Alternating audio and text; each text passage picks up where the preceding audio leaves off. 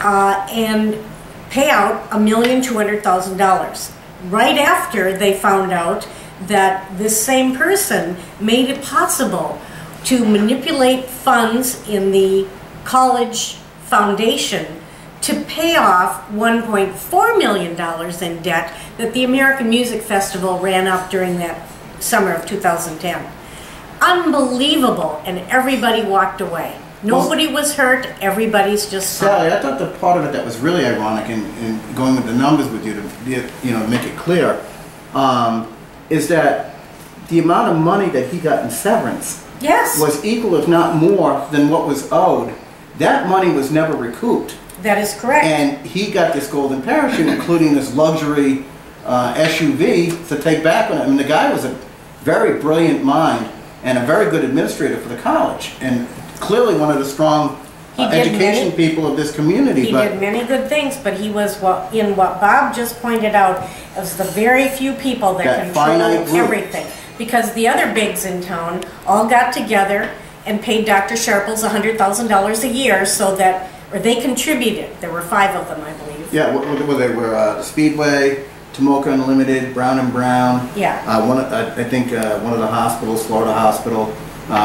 You know, that kind of thing, where those are the same parties and groups that are funding the majority of these elections on both parties. Exactly. What about that, Stan? I think it would be nice if the people who expend such vast amounts of administrative acumen and creativity on the crafting of evasive mechanisms to cover their own nether extremities would expend the same amount of energy and effort on the solution of the county's problems. Nice. I mean, clearly these people are not lacking in the capacity to solve problems. But what they do is hide behind studies. Oh, we better pay another $50,000 to study this or study that. And now they're all excited because somebody's come to them, the city of Daytona, with a 2-story, a 2-tower hotel condo. Right on the ocean. Right on the ocean front. It's got 40,000 square feet of meeting space. Wait a minute, didn't the taxpayers, including all of us, just spend $82 million to upgrade the Ocean Center so that we could attract more conventions, and now we're going to have competition? And doesn't the Ocean Center fail to make a profit every year? Every year. Well, doesn't it require a county subsidy every year? Every year. And aren't the costs of the Ocean Center growing larger and larger every year because of the interest and so forth on the loans? It seems to me that this organization is the Canadian folks who are planning on building these 2 towers are going to have to find a way to make a profit themselves, or they won't build. But if in the process they destroy what little competitiveness the Ocean Center has, then it really is legitimate to ask if this is a good thing for the county. Absolutely. And what about, they just landed the Shriners Convention earlier this year for 2017. This is a big deal. I mean, that's 20,000 people. Lots of people coming into our area. Do you know the kind of subsidies they're getting from the city and the county? Hundreds of thousands of dollars. Now, they didn't mention in the News Journal story how much the county or the city will give back to this Canadian company that's going to build here, but you can bet it's a whole different story than what we got to see in the paper today. It would be nice to know what the incentives package is, but it seems to me that the proper approach here is to search for ways to make the Ocean Center profitable or relieve the county of the burden of it before you go about the construction of something which would compete with it. And to my way of thinking, the county needs to be looking at ways in which the Ocean Center might be privatized, sold or leased or rented. We'll never get out from under those bonds. Those bonds are so enormous. They're absolutely the huge anchor that the taxpayers of Volusia County are going to carry around for a long, long time. Bobby, why don't you jump in on this? This all goes back to my statement before about the voter apathy. Exactly. All of these decisions, most of them are upside down to begin with, are allowed to move forward because when you go to the county council meeting, there's 2 people in the audience. You take away everybody that has a self-serving interest. You turn around, there's 2 people sitting there, 3 people. They know this, they take a head count out there. We got 3 people, we'll ram this through. That's why you continue to see this string of asinine, it's the only word I can think of, decisions that have been made regarding the beach side, what's going on over there, southeast Volusia, as well as the rest of the county. We're upside down.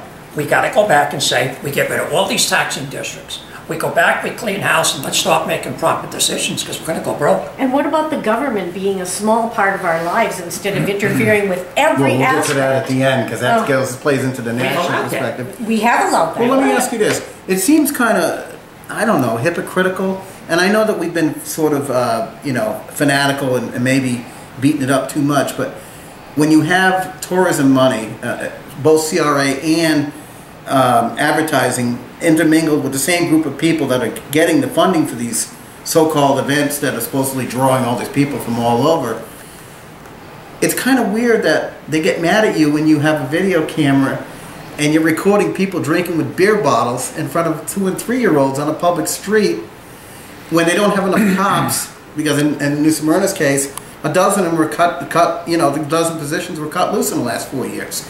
That's a whole other subject, Henry. Exactly. We can get into that for hours. No, but my point is that as the voters consider who they're going to put into place, these are the same politicians that are putting these people into positions of authority. For example, there was this big deal about the hotel, the hotel guy, I don't know how to say it, the hotel owner on the beachside that had a sort of, I guess they're calling it a shabby hotel. Yes. And there was some criticism. But at the same time, the same person that, from the county council that put that person in place, also put in place a restaurateur in New Smyrna Beach who got upwards of $80,000 from the CRA and then was appointed within 16, 18 months to serve on the advertising authority. And it was all part of the whole chamber mixture where you've got these finite group of people that have these special interests. And we'll get into other issues with CRA in the future, but all politics is local, because when you step up that ladder, this morning in the news, there's a former Acorn administrator gets $445 million of taxpayer money so that they can go along and do something. Now, Acorn they stole and lied and cheated and did all kinds of things against the American people. But where do you think they learned it?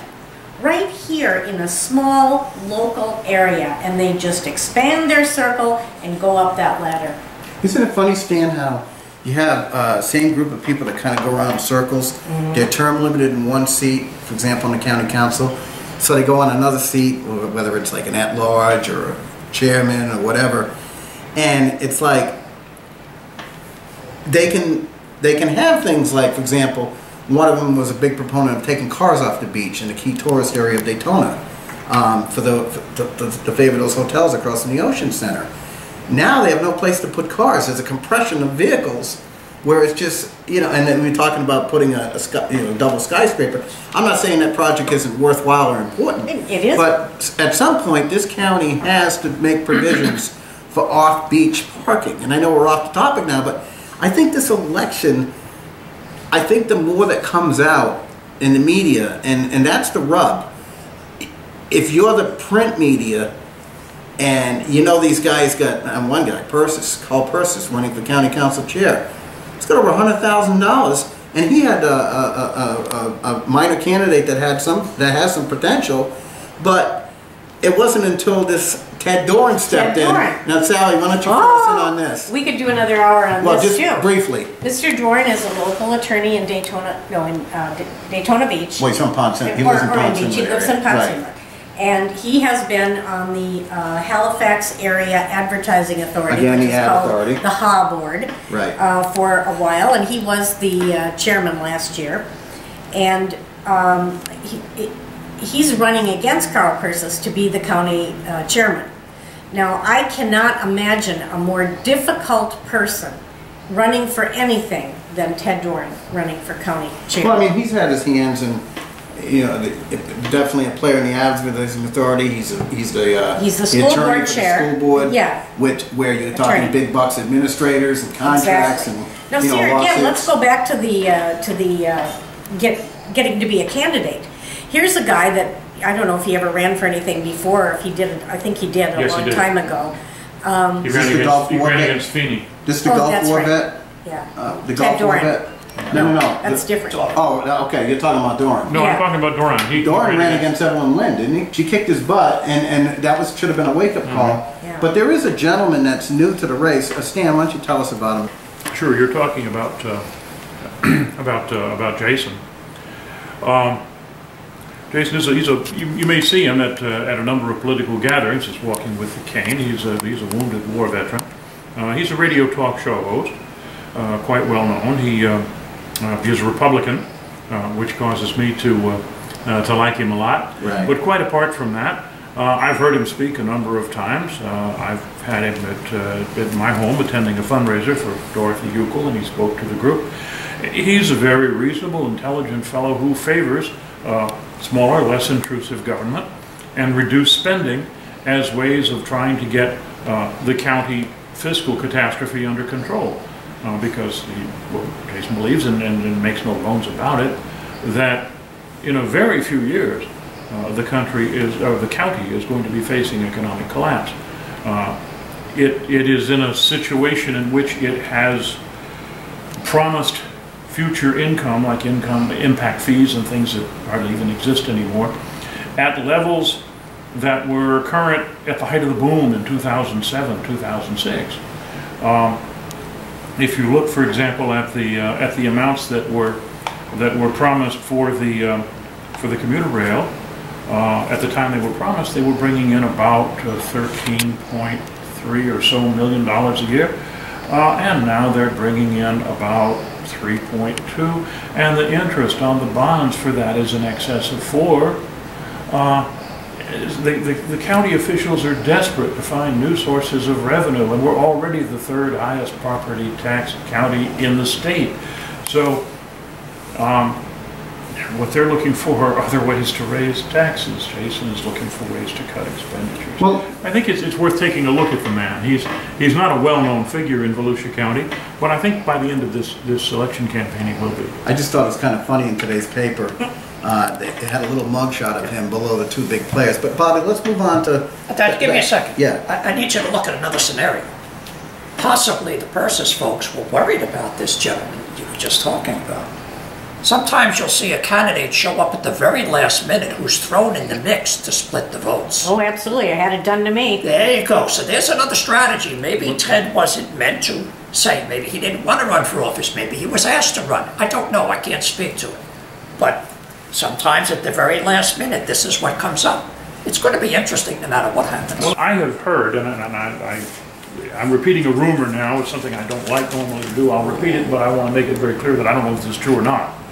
But I've heard that the thing that has primarily gotten Mr. Doran into the race is a bad case of wounded ego and a desire for revenge, right, because he was kicked off of the board.